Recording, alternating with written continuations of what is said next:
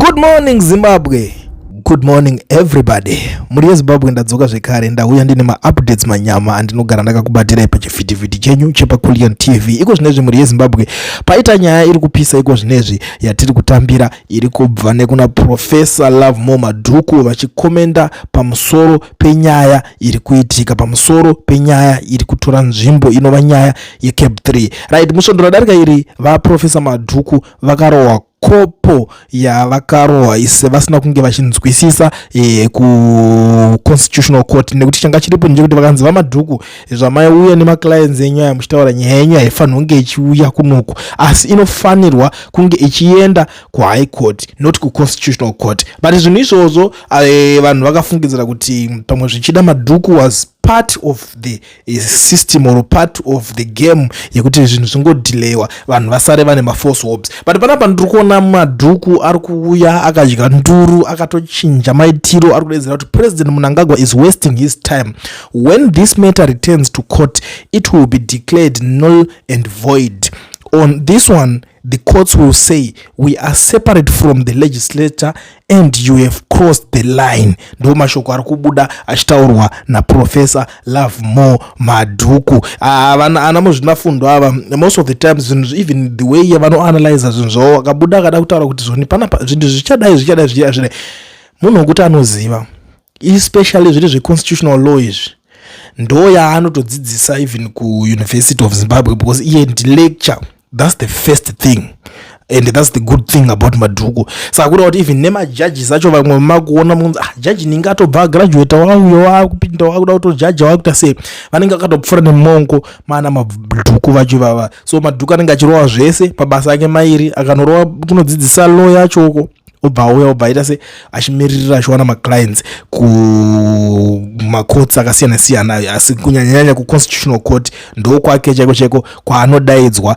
achidayira. So panapa Madhuku chaari kungoedza kuzivisa maZimbabweans ndechekuti zvekuda kuudzwa unzi hey it's a deal done kuita sei hazvisi kuzoshanda, nekuti hanzi zviri kunzi zvichangonunzi zvamakaita izvi zvakadhakwa. Hapana, judgment ndo yaakamirira kunzwa Madhuku.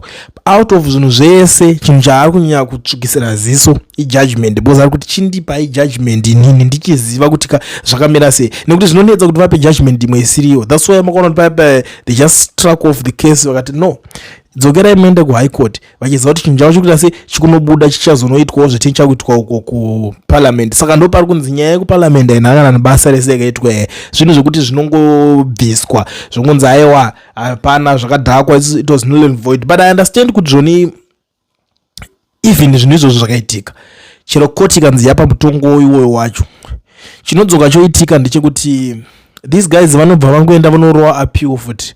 Pakuzonoita appeal pane zvakawanda zvinozoitika, pane kutambidzana kwemari kuri kutoitika. Even now Madhuku ari busy ake kutotaura like the way yaanga achitotaura achiti aiwa zvichazoningira these guys they are wasting their time achicelebrate zvinhu zvisina nebasa rese. Chinozonetsa pazvinhu izvozvo ndechekuti unomuka umwe musi wakutonzwa kuti ninga wachawapiwa mari. Ndo the bad thing about politics dzekuZimbabwe, because as long as munhu achidhila nemapoliticians, but the good thing vanapa ndo toda kufocusa nezvazvo, because isusu we don't care about the bad thing or the chakadai chichazonoitika, because chatiri kuda kuti vanhu musare mune that hope yekunzwisisa nekuunderstanda kuti what will happen next. Madhuku achinge aenda akanorowa penda yake zvikabuda, chinhu chinenge chaakutodzoka paground, because vanhu vazhinji varimo muZANU-PF vari kugara vataura kuti chinhu chachisi kufa chakabudirira, achimbofe chakabudirira, hakuna zvakadaro, vari kubheja nekubheja vakasiyana-siyana ma-MPs. That's why ukaona kuti most of ma-MPs vakagara vasina kutombogara vachiitira kana plan, kutogara vazviignore the likes of Tongai Mnangagwa. He is the son of the president, but he didn't bother to go and vote for his father. Why? Because that was what hakuna chinhu chakadaro chinganzi chingaita chingabudirira. And the bad thing is ndechekuti ukaona chinhu cheo changodeclare null and void chonzi chakuda vabviswe kukupa vanoda kudzoka nemwe strategy zvinenge zvatovharana, because ma-MPs tiri kunzwa kuti vakavharwa mari dzavo. Ma-MPs ashabangu wacho vanga vapromiswa mari, pakunzi vanga pambobuda ma10,000 vakanoita madhira aro rekutanga, pachinoita unovhota pakuzonodzoka kechi2 mari hadzichabude, vamwe vakupiwawo ma6,000 kwakungopiwawo ma1 vachingozikanwawo kuti ningi naningi naningi ndivo vanenge varipo vachiita zvinhu zvavo. About ma-MPs yanga iri nyaya pamafactions waya unongoziva kuti ichi chikwata chiri kuti iwo wavhotera uyu ava vanhingi ndo vatengesa dzingoriwo nyaya dzanga dzakutaurika but I don't remember kuti how many times tichiudza vanhu panapo kuti kana dzanyaya dzekutemba chinhu ichi hapana musanyanya kuisa mahopes kuma-MPs because you will be disappointed. Vanotamba vese vanoswera vese. That August house is not that house yekutemba kuti saka toda kuti tizoonoda isona nhingi wedu imomo because nhingi ndiye watiri kumbodya naye, nhingi ndiye achaita kuti zvinhu zvisununguke. Takatotaura kuti is better kuti vanhu vatembe nemacourts. I understand kuti these guys vachanyadziswa zvisingaite kumakoti. Pari kunodzoka kunonzvina muchamunzwira tsitsi Mnangagwa wakunzwa unzi muda kudedzera CAB3 yekuenda kupi. What do you want to do about this CAB3 iri unconstitutional? Makazviona kupi mimi zvekuti munongouya and the good thing about chinhu chese chichaita kuti zvishayirwe power even kana iye wacho anongonoshaya power rekuzochisaina is because pane umwe mutemo futi uripo. Ani nani anenge azoda kuzoti azonzi pari kuda kunonzi paamendwa constitution haafanirwe kunge ari iye mudyi wenhaka yacho, haafanirwe kunge ari iye achabenefita chinhu chacho. Strategy yanga iripo. Let me tell you something. There was a strategy.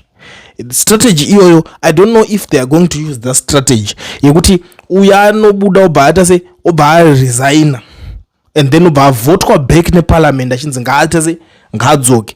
That's another strategy. That strategy yo ndio ichangozonomubatsira kuti adzoke achinoita beneficiary wechi with this 2 years hapo kana kuti anenge akutorwa dzato dzimwe 7. I don't know kuti pachazorwa skiripe but that is the strategy. 2020 something vachingopedza congress uyu anenge achitopedzisa zvinhu zvake obvaita se ono resign then parliament yakatengwa yobva yamuvhota back kuti iye ngaadzoke iye kuvotanga kukontinya vachingoenda. Ndo mamwe mastrategy acho anenge aripo paground but zviri zvekukoti avakomana havana do havapana kana chavo. That's why mndowanzwa kuti nyaya dzakubuda zvichinzi bench rese remajudges ragara rataura kuti malawyers ava nearguments avauya nawo mawo veterans nevamwe vese zvavauya vachiita maarguments avo vari on point, vahwina chinhu ichi. But kuti zvichibuda manje panenge pakuningira pane pakutya kuti anotanga kunomuudza ndiani zvinenge zvakunyadzisa kuzodzwa unzi mukuru mauya zvenyu asi hapana chenyu chiri panapa.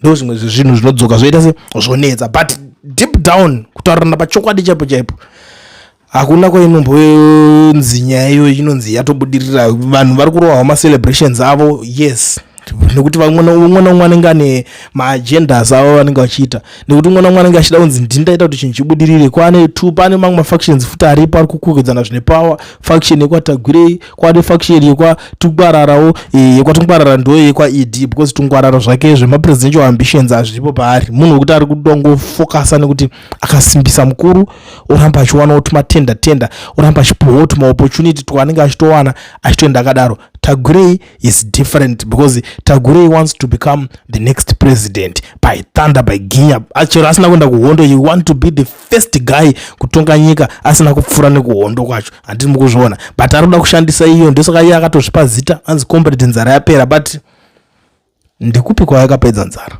We all know hana nzara yakapedza ba. Iye pachake chache anotoratidza kuti atori nenzara because matorero arikuita mari acho. Tarisa madhuriro ari kuita fuel ikoko ndiye wacho ndo biggest supplier vefuel kuZimbabwe but tarisa madhuriro ari kuita kureva kuti iye pachake atori nenzara asi anoudzaona kuti nzara yapera. It doesn't make sense but anyway it's a topic for another day. Tichazongodzionera nyaya dzacho kuti dzichange dzakamira sei. Nakuti ndingopfura ndepanapa ndichikuzivisai kuti madhuku wavhura hombe haasi kuteerera zvichemo, haasi kutambira zvichemo.